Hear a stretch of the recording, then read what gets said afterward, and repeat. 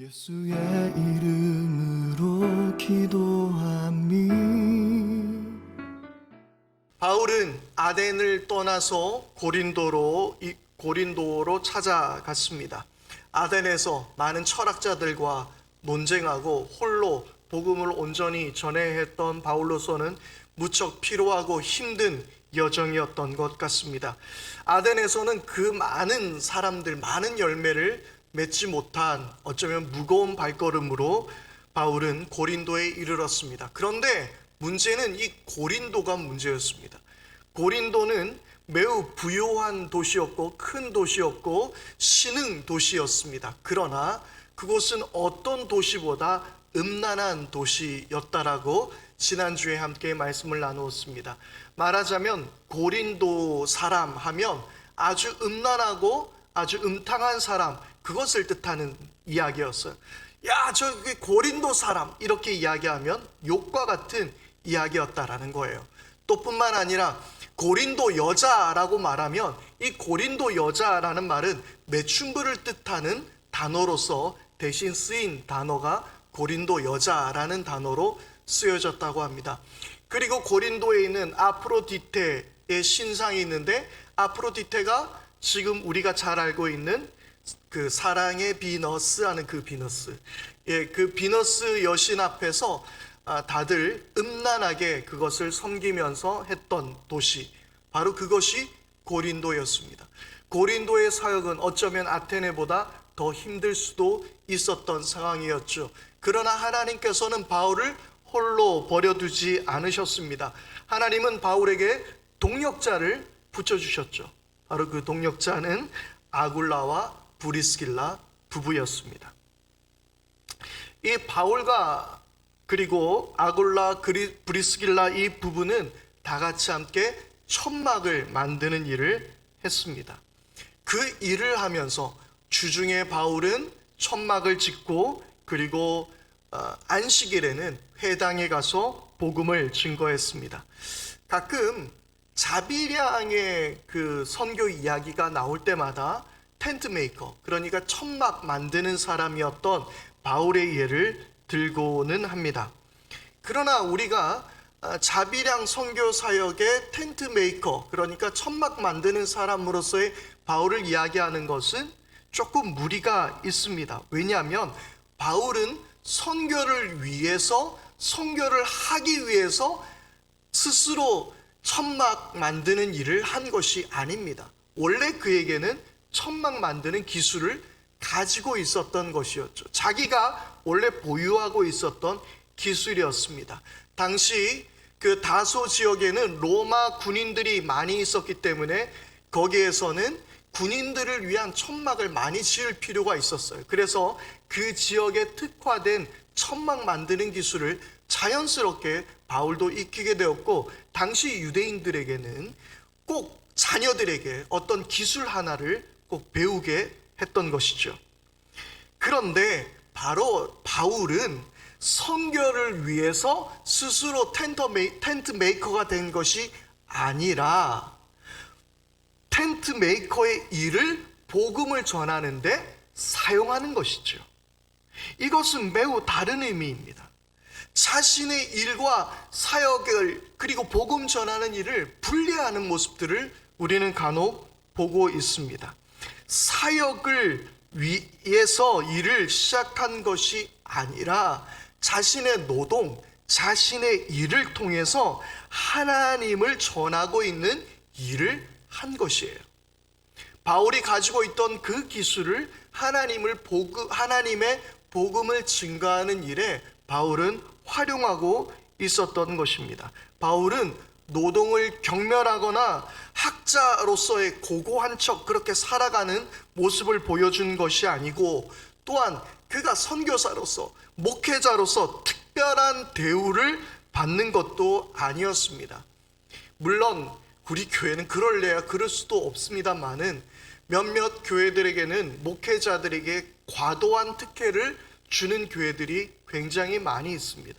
그걸로 인해서 많은 교회들이 힘들어하기도 하고, 어떤 교회들은 시험에 들게 되는 일들도 있습니다. 그러나 바울은 그런 어떤 목회자이기 때문에 받아야 되는 특혜를 거부하고 있었던 것이죠. 복음을 위해서 모든 것을 활용하고 그는 노동까지도 하나님을 위해서 하는 바울의 모습을 볼 수 있습니다.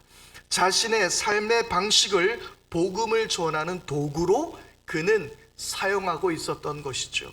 오늘 여러분들의 삶의 자리는 어디입니까? 여러분들은 지금 어떤 일들을 하고 계십니까? 바로 그 일들을 통해서 하나님 나라를 확장시키고 주의 복음을 증거하는 여러분들의 삶이 될 수 있게 되기를 바랍니다. 한국 교회에 좀 안타까운 모습이 있어요. 일과 직장을 분리하고 있다는 거예요. 일하는 거는 왠지 거룩하지 못한 것 같고 복음을 전하는 것은 왠지 거룩한 것처럼 보이는 이 이분법적인 생각을 하고 있는 것입니다. 그래서 어떤 분들은요, 복음을 전한다고 하면서 막 하나님을 만나고 막 은혜가 충만하니까 무조건 신학교 간대요. 무조건 직업을 그만두고 난 목사 되야겠다라고 이야기하고 직업을 포기하는 거예요. 어떤 선교사님들은 그런 이야기들도 하더라고요.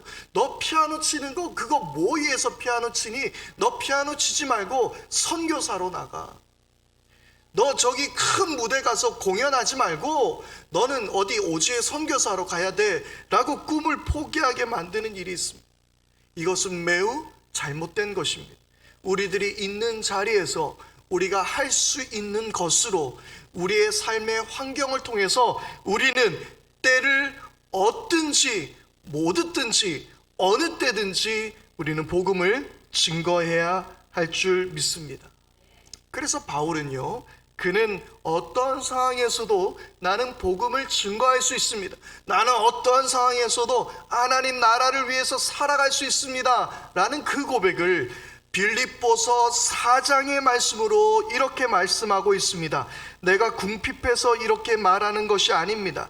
나는 어떤 처지에서도 스스로 만족하는 법을 배웠습니다. 나는 비천하게 살 줄도 알고 풍족하게 살 줄도 압니다. 배부르거나 굶주리거나 풍족하거나 궁핍하거나 그 어떤 경우에도 적응할 수 있는 비결을 배웠습니다. 나에게 능력 주시는 분 안에서 나는 모든 것을 할 수 있습니다. 아멘. 바울은 그가 풍족하거나 배부르거나 굶주리거나 궁핍하거나 그 어떤 경우에도 내게 능력 주시는 자 그분을 통해서 나는 복음을 증거할 수 있습니다. 그렇게 고백하고 있는 것이죠. 우리들의 모든 삶의 여건과 환경을 통해서 하나님을 증거해야 하는 것입니다. 뿐만 아니라 바울은 복음을 증거하기 위해서 매우 여러 가지를 활용하고 있었습니다. 그 중에 하나가 회당 선교였습니다. 기원전 586년에 바벨론에 의해서 남유다는 완전히 멸망되었습니다. 그 이전에 기원전 722년에는 북이스라엘이 아수르에 의해서 멸망되었고, 그리고 기원전 586년에 바벨론에 의해서 남유다가 멸망함으로써 이스라엘 전체는 완전히 멸망했습니다. 뿐만 아니라 이때에 예루살렘 성전이 파괴되었습니다. 그리고 이 일이 일어나자 유대인들은 곳곳으로 흩어지기 시작했습니다.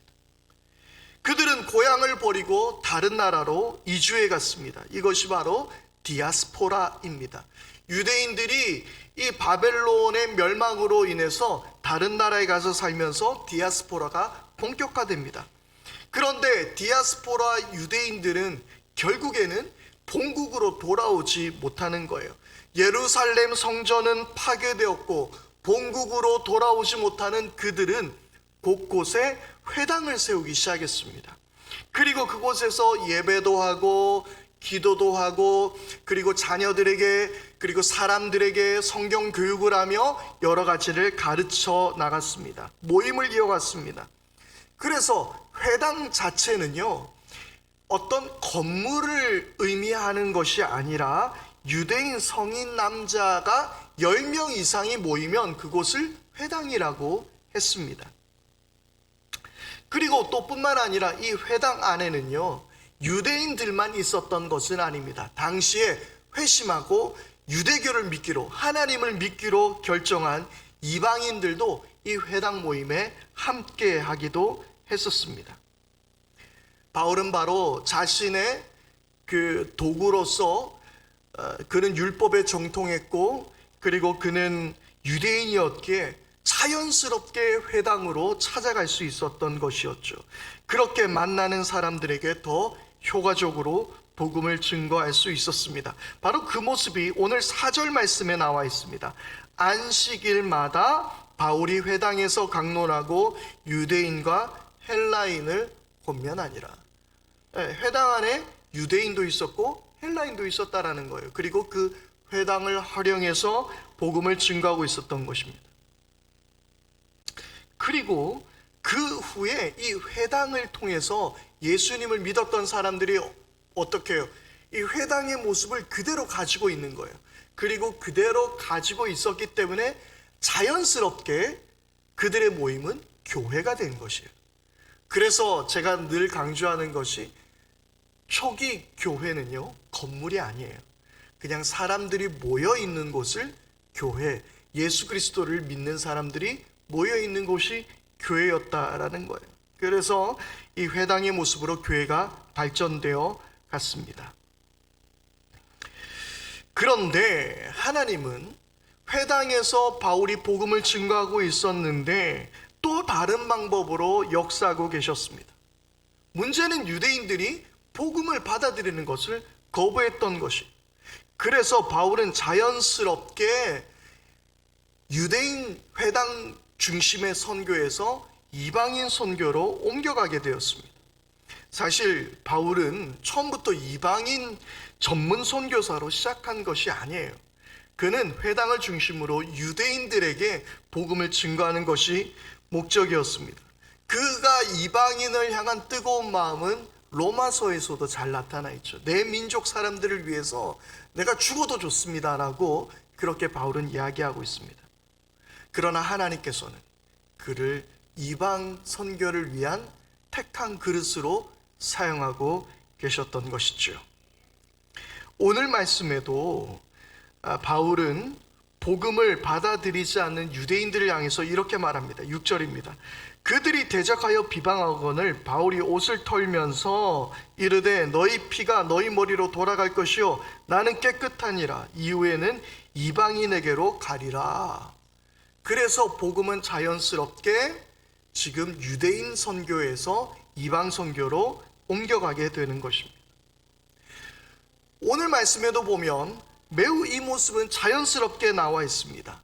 그렇게 나는 이방인에게로 돌아가리라고 말한 후에 디도, 유스도와 같은 사람을 만나게 되는 거죠. 그는 회당 옆에 사는 사람이었습니다. 여러분, 우리 가운데서도 이런 일들이 많이 생깁니다. 내가 누군가에게 복음을 전하고자 했는데, 그런데 그가 완곡하게 복음을 거부하게 되자 자연스럽게 그 옆에 있는 사람이 그럼 나는 교회 가면 안 되겠습니까? 이런 일들도 한 번씩 만나게 되는 것입니다. 우리 주변에는요, 디도, 유스도와 같은 사람들이 아직 많이 있습니다. 복음을 기다리는 사람들이 있습니다. 인생의 목적과 의미를 찾기를 원하고 자신의 삶의 인생에 대해서 진지하게 고민하는 많은 사람들. 그래서 이 사람들을 시커, 구도자라고 이야기합니다. 여러분들은 바로 그 구도자들을 잘 찾아 하나님의 복음을 증거해야 하는 것입니다. 여러분, 우리는 생명이 있는 사람입니다. 그러면 이 생명은 어떤 것이 생명입니까? 생명이 있다라는 것의 공통점이 무엇인가요? 생명이 있다라는 것의 공통점은요, 움직이고 있는 거예요. 움직이고 있는 모든 것은 생명이 있는 것입니다. 나뭇잎이 자라나는 것은 그것에 생명이 있는 것이에요. 코로나19 얘도 그런 별로 안 좋은 생명입니다. 어쨌든 생명은 움직입니다. 그리고 그 반대로 죽음은 멈추는 것입니다. 호흡이 멈춥니다. 심장이 더 이상 뛰지를 않습니다. 죽음은 멈춤입니다. 아이들일수록 어떻습니까? 쉼없이 움직이죠. 가만히 있지를 못합니다. 우리 상원이 가만히 있지를 못해요. 안겨있는 이 아이들이 가만히 있지를 못해요. 왜 이렇게 바둥거리는지 그 이유는 뭐예요? 생명이 그 속에 충만하기 때문입니다. 그런데 이제 생명이 충만하지 못한 이제 우리 아가 나는 좀 빼고 싶은데 어쨌든 이런 사람들은 뭐예요? 만사가 귀찮아요. 움직이기도 귀찮고 그냥 발가락으로 다 하고 싶고 이런 일들이 일어나는 거예요. 여러분, 복음에는 생명이 있습니다. 그 자체가 능력이 되는 줄 믿습니다. 그래서 복음에는 생명이 있기 때문에 끊임없이 움직이는 거예요. 바울이 유대인을 향해서 회당을 찾아갔지만 복음에는 생명이 있기 때문에 그 생명은 움직여서 그 옆에 있는 디도 유스도와 같은 사람을 만나게 하는 거예요. 복음에는 능력이 있고 생명이 있어서 복음을 접하면 나만 알고 있는 것이 아니라 그 복음을 증거하고 싶어지는 이유는 바로 복음의 능력이 있기 때문입니다. 로마서 1장 16절 말씀입니다. 내가 복음을 부끄러워하지 아니하노니 이 복음은 모든 믿는 자에게 구원을 주시는 하나님의 능력이 됨이라. 먼저는 유대인에게요, 그리고 헬라인에게로다. 복음은 그 자체가 능력입니다. 복음은 그 자체가 생명입니다. 그래서 여러분, 복음은 내가 전하는 것이 아니라 복음이 나를 움직이게 하는 것입니다. 이것이 바로 복음입니다. 복음은 내가 전한다라고 착각하고 있어요. 그렇지 않습니다. 복음에는 능력이 있고 생명이 있어서 나를 움직이게 하는 거예요. 그리고 삶의 모든 것들이 바울이 그러했던 것처럼 이것을 복음을 증거하는 도구가 되게 하는 것입니다. 복음은 생명이 있어서 사람들을 만나게 하고 찾아가게 하고 증거하게 하는 것입니다. 여러분들 모두가 다 복음의 도구들이 될 수 있기를 축복합니다. 바울과 실라는 디모데를 이제 고린도에서 만나게 됩니다. 그들은 그러나 그 이전에 이 아테네에서 한번 조우를 했던 것으로 보여집니다. 그리고 디모데는 데살로니가로 파송을 보냈고요. 그리고 실라는 빌립보로 파송을 보내면서 그들이 세운 교회를 다시 점검하기를 원했습니다. 그리고 바울은 이곳에서 디모데를 만나서 데살로니가 교회 소식을 듣게 되었죠. 그리고 데살로니가 교회의 위로와 격려를 해주기 위해서 바로 쓴 것이 데살로니가 전후서입니다. 바울이 고린도에 있으면서 고린도에서 1년 6개월을 머물면서 그는 데살로니가 전후서를 기록했고, 그리고 방대한 양의 고린도 전후서를 기록할 수 있었던 것은 바울이 1년 6개월을 고린도에 머물고 있었기 때문이었습니다. 그리고 실라는 빌립보에서 헌금을 가지고 왔습니다. 그 일로 바울은 생계에 걱정 없이 복음을 전파하게 된 것이죠. 말씀드렸던 것처럼 바울은 텐트 메이커를 어떤 자비랑 선교의 도구로 활용한 것이 아니라 이 바울은 복음을 전하는 일에 텐트 메이커를 활용하고 있었던 것이었죠. 그래서 그는 헌금을 받기도 했었고 그것을 통해서 복음을 증거하기도 했습니다. 바울은 더욱 힘을 내어서 복음을 증거하였습니다. 그런데 그렇게 바울이 열심히 복음을 전했는데 오늘 6절 말씀에 보니까 대적하고 비방했다라고 기록하고 있습니다. 유대인들에게 복음을 전했을 때에 그들은 바울의 그 복음에 대적하여 비방했습니다. 여기에서 대적했다는 말 안티타소메논이라는 헬라어는 저항, 대항, 맞서게 하다 이런 의미가 있고요. 그리고 더 큰 의미로 또 조직적인 대항, 조직적인 저항의 의미까지 포함하고 있습니다. 그러니까 지금 이 바울에게 대적하는 이 유대인들은 그냥 개인적으로 나는 안 맞는 것 같아요 라고 이야기한 것이 아니라 매우 조직적으로 그들은 폭력까지 동원하면서 바울을 완강하게 거부하고 있는 모습을 보여주고 있습니다. 바울도 인간인지라 화가 났던 것 같아. 옷을 털어버리면서 네 피가 너 머리로 다시 돌아갈 거다라고 이야기하면서 복음을 전하는 것을 거부했습니다. 그런데 저는 이 모습을 바라보면서 바울이 복음에 대해서 얼마나 떳떳했는지를 다시 한번 보게 됩니다. 복음은요, 읍수하는 게 아닙니다. 제가 말씀드렸던 것처럼 복음은 능력입니다. 그것이 생명입니다. 여러분, 생명을 전하는데 왜 우리가 읍소해야 합니까? 왜 우리가 구걸해야 합니까? 이것이 바로 복음을 소유한 자의 믿음이며 모습입니다. 전도왕 한번 해보려고 애쓰거나 아유 이번 주만 좀 나와주면 안 될까 이렇게 이야기하지 않습니다. 복음은 전하지 않는 내가 손해가 아니라 받아들이지 않는 그가 손해인 것이죠. 복음은 우리에게 능력이 되는 것입니다. 그리고 이 복음은 말씀드렸던 것처럼 디도 유스도와 같은 사람이 여전히 있기 때문에 그것을 털어버린다 하더라도 복음은 생명을 찾아 떠나가게 되는 것이죠. 그런데 바울에게 느닷없이 하나님의 음성이 들려왔습니다. 9절 말씀입니다. 밤에 주께서 환상 가운데 바울에게 말씀하시되 두려워하지 말며 침묵하지 말고 말하라. 하나님은 바울에게 세 가지를 말씀하셨습니다. 두려워하지 말라, 그리고 침묵하지 말라, 그리고 말하라. 이 말씀을 우리가 생각해 보건대 바울이 지금 어떤 상황이었겠습니까?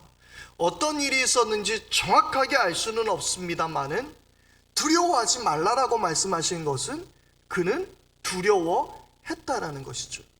침묵하지 말라라고 말씀하셨던 것은 바울은 침묵하려 했다라는 것을 우리는 추측해 볼 수 있습니다. 아마도 유대인의 조직적인 저항과 폭력이 계속 있었던 것으로 보입니다. 그는 두려워했습니다. 그는 침묵하려 했습니다. 그는 어쩌면 고린도를 떠나려 했습니다. 그러나 10절 말씀 함께 읽겠습니다.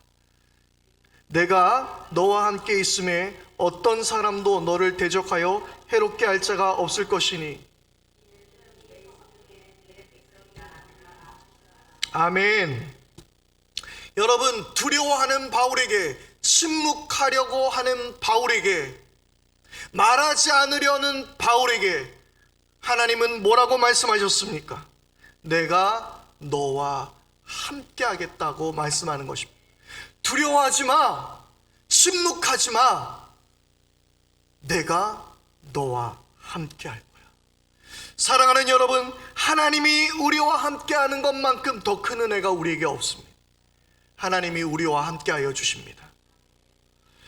시편 139편은 이렇게 말합니다. 내가 주의 영을 떠나 어디로 가며 주의 앞에서 어디로 피하리이까? 내가 하늘에 올라갈지라도 거기 계시며 수월에 내 자리를 펼지라도 거기 계시니이다. 내가 새벽 날개를 치며 바다 끝에 가서 거주할지라도 거기서도 주의 손이 나를 인도하시며 주의 오른손이 나를 붙드시리이다. 아멘. 여러분, 우리 교회에요, 이 인테리어가 바로 이 말씀에서 시작한 거예요. 여기 뭐 보시면 다들 미적 감각이 있으시기 때문에 충분히 아시겠지만 이게 날개 형상을 하고 있어요. 특별히 이 빛이 새어 나오면서 새벽 날개를 치는 형상을 하고 있어요. 그래서 우리 이 인테리어를 시작하게 된 정승범 대표님과 함께 이야기를 나누다가 그분이 원래 서울 경기 쪽에서만 일을 하고 계시는데 창원에 오게 되면서 마치 내가 바다 끝에 왔구나라는 생각을 했다라는 거예요. 새벽 날개치며 바다 끝에 거주할지라도 여기서도 하나님이 함께 하시는구나, 여기서도 하나님 역사하시는구나, 그렇게 생각하면서 이 새벽 날개를 치는 형상을 이 벽면에 하게 되었습니다. 여러분, 새벽 날개치며 날아오를지라도 하나님은 거기에서도 주의 날개로 함께하여 주시는 줄 믿습니다. 마태복음 28장 18절도 마찬가지로 이렇게 말씀하십니다. 하늘과 땅의 모든 권세를 내게 주셨으니 그러므로 너희는 가서 모든 민족을 제자로 삼아 아버지와 아들과 성령의 이름으로 세례를 베풀고 내가 너희에게 분부한 모든 것을 가르쳐 지키게 하라. 볼지어다 내가 세상 끝날까지 너희와 항상 함께 있으리라. 할렐루야. 예수님께서 복음 증거하는 우리에게 뭐라고 말씀하셨어요? 항상 너희와 함께 있을 것이라고 말씀하고 있는 거예요. 사도행전 1장 8절에서도 오직 성령이 너에게 임하시면 이라고 말씀하셨는데, 이 말씀도 결국 무슨 말씀이십니까? 내가 너희와 함께하게 알게 될 때에, 성령으로 너희와 함께할 때에 권능을 받고 온 세계로 가서 복음을 증거하라고 말씀해 주시는 거예요. 하나님이 우리와 함께하여 주실 때 우리는 복음을 증거할 수 있게 되는 줄 믿습니다. 그 복음의 능력이 나타납니다. 복음의 그 생명은 온 세상을 향해서 흘러갈 것입니다. 그런데 그렇게 하나님께서 함께 하시는 이유가 무엇이었습니까? 바울에게 이렇게 격려하시는 이유가 무엇이었습니까? 10절 하반부에 이렇게 말씀하십니다. 이는 이 성중에 내 백성이 많음이라 하시더라. 하나님의 백성이 아직 이 성중에 많이 있다라고 하나님 그렇게 말씀해 주신 거예요. 자, 여러분, 하나님의 백성을 저는 두 가지로 생각해 볼 수 있을 것 같습니다. 첫 번째는 너와 함께 해줄 너의 동력자들이, 네가 이렇고 힘들고 지칠 때에 여전히 예수를 믿고 너와 함께하고 격려해주고 따라갈 사람들이 많이 있다라는 거예요. 우리는 이 말씀을 엘리야의 상황을 보며 알 수 있습니다. 엘리야가 놀라운 역사를 일으키고 난 후에, 그러나 그가 죽음에 직면하자 로뎀 나무 그늘 아래서 그는 죽기를 자청했습니다. 그렇게 엘리야가 하나님 그냥 나를 죽여주십시오, 난 못 살겠습니다 라고 이야기할 때에 하나님 이렇게 말씀하십니다. 열왕기상 18장 19절이에요.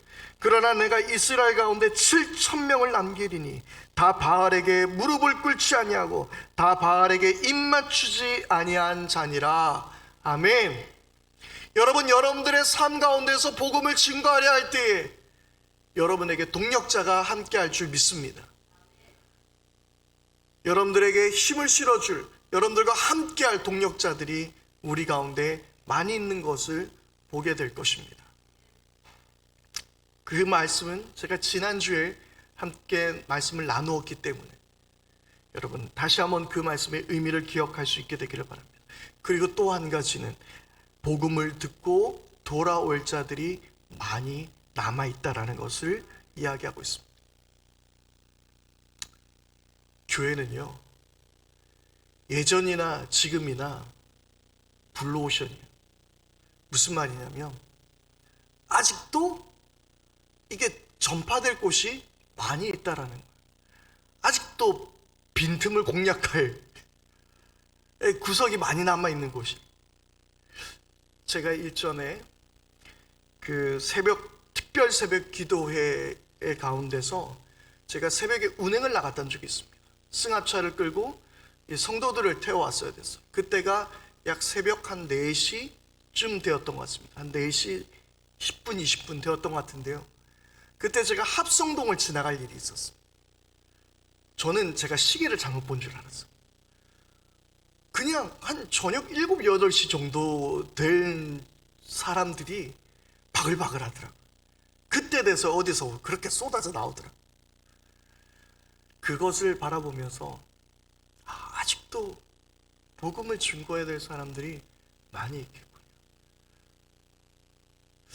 아마도 주일날 아침, 주일날 새벽에 3시, 4시 돼서 그곳에서 나오시는 분들이 그날 바로 교회 가기는 쉽지 않을 것 같습니다. 그것 자체가 잘못됐고 잘됐고 그 이야기를 하는 것이 아니라 아마도 그들은 복음을 모르고 계실 분들 같습니다. 아직도 우리는 전해야 되는 사람들이 많이 있어요.